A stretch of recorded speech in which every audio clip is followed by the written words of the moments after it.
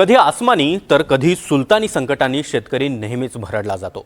छत्रपती संभाजीनगरच्या पैठण तालुक्यातल्या एका शेतकऱ्यानं आपला 12 क्विंटल कांदा बाजार समितीमध्ये विकला।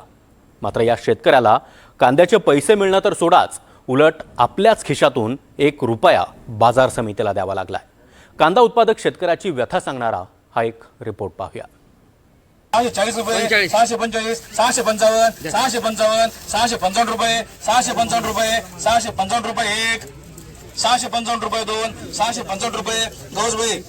हा कांद्याचा सौदा नाही तर शेतकऱ्यांची थट्टा सुरू आहे।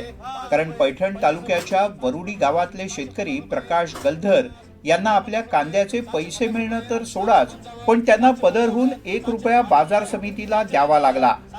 गलधर यांनी मोठ्या मेहनतीनं पिकवलेला 12 क्विंटल कांदा विक्रीसाठी आणला होता।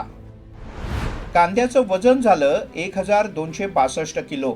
कांद्याचा भाव होता 100 रुपये प्रति क्विंटल, म्हणजे 1 रुपया किलो।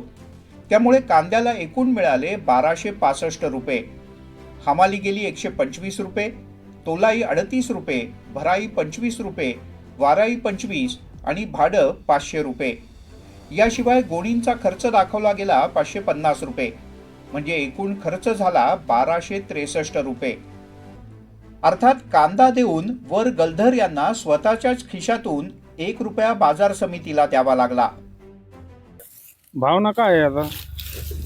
आता दक्षता घ्यावं, तहसीलदार पंचनामा करायला जर आली तर शासनाने काही निर्णय घ्यावा। निर्णय घेतल्याबद्दल समजा शेतकऱ्याला आम्ही भाव द्यावा। अपेक्षेनं काय सुख दुःख त्याच्यावर आपलं आलं पाठी मागत असं पट्टी घेऊन। किती पैसे मिळाले? पैसे काही झाले तुम्हीच पाहता पावती पैसे आले त्याचे। पैसे आलेलेच नाही, तसंच आलो ना माग पट्टी घेऊन। प्रकाश यांची 2 मुलं शिकतायत। कांद्याच्या पैशातून त्यांची शाळेची फी भरून घरात लागणारं सामान सुमान घेऊ अशी त्यांना आशा होती, पण जेव्हा कांद्याची पट्टी हातात आली तेव्हा त्यांच्या कष्टाचं मोल शून्य झालेलं होतं। आम्ही पैशासाठीच केलं होतं, पण आता ते नाही टायमाला मिळाले। नंतर आम्ही तसेच गोण्या आम्ही काही कांदे नेले पण नाही, जाग्यावर सोडू घातले, सोडून टाकलेले कांदे जाग्यावर। म्हणजे आता ती विकायला पण परवडत नाही, परवडतच नाही न्यायला, त्याच्यामुळे आम्ही जाग्यावर सोडू घातलेली, नेलेच नाही। अजून 200 भर क्विंटल कांदा येतो, नेलाच नाही अजून। कांद्याला एकरी 70 ते 80 हजार रुपये लागवडीचा खर्च येतो। बी बियाणं, खतं, औषधं, मजुरीचा मेळ लावताना शेतकऱ्याचं कंबरडं मोडतं। वरुडी गावचा विचार केला तर 200 ते 300 शेतकरी कांदा लावतात। गावातून दरवर्षी कांद्याचं जवळपास 30,000 क्विंटल उत्पन्न घेतलं जातं, पण भाव पडला तर कांद्याची माती व्हायला वेळ लागत नाही।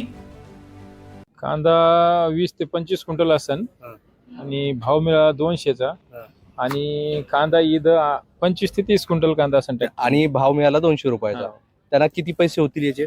आता याचे काय 5,000 रुपये होते। 5,000 रुपये। आणि आता खर्च कसा याला? खर्च याला क्विंटली भरायला 40 रुपये लेबरला। आणि इथं आणायला किती खर्च लागला? टोटल खर्च लागला इथं आणायला 5,000 रुपये। 750। किती कांदा असेल तुमचा? अंदाजे 20 क्विंटलच्या आसपास। किती पैसे येतील आता काय तिथं जवळपास 10,000 रुपये। 10,000 रुपये। आणि आता तुम्हाला खर्च कसा आला ते सांगा मला। ट्रॅक्टरला भाडं किती? 25 रुपये टायलीचं भाडं आहे ट्रॅक्टरचं, आणि तिथं भरायला मजुराला 500 रुपये टायली, तिथून आणायला म्हणजे 500 ते 3,000 ते खर्च झाला आणायचा।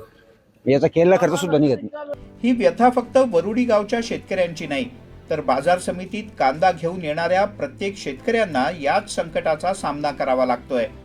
कांदा आहे एकदम म्हणजे उन्हाळी कांदा आहे, कुठेही खराब नाही। आणि कांदा देखील तुम्हाला दाखवण्याचा बदल असा हा कांदा आहे। आणि या कांद्याला भाव मिळाला काय तर किती? 700 रुपये। 700 रुपयाचा भाव मिळालाय, म्हणजे यांना हातात 4 ते 5,000 रुपये येईल। 20 क्विंटल कांद्याचे 4 ते 5,000 रुपये हातात येणार आहे, म्हणजे लावलेला खर्च देखील निघणार नाही। अशी ही सगळी कांदा उत्पादक शेतकऱ्यांची व्यथा आहे। आता सरकार या कांदा उत्पादक शेतकऱ्यांच्या पाठीशी कसं उभं राहतो हे पाहणं महत्त्वाचं असणार आहे। मात्र ही व्यथा फक्त पैठणमध्ये नाही, राज्यभरातील कांदा उत्पादक शेतकऱ्यांची अशीच काही व्यथा आहे। ऊन वारा आणि पावसाचा सामना करत घरात लेकरा बाळांच्या मागणीला आणि स्वतःच्या इच्छेला मुरड घालत शेतकरी शेतामध्ये राबतो, पण या कष्टाचं मोल या कागदावर हे असं ठरणार असेल तर जगायचं तरी कसं, असा प्रश्न शेतकरी विचारतात. मोहसिन शेख, NDTV मराठी, पैठण, संभाजीनगर.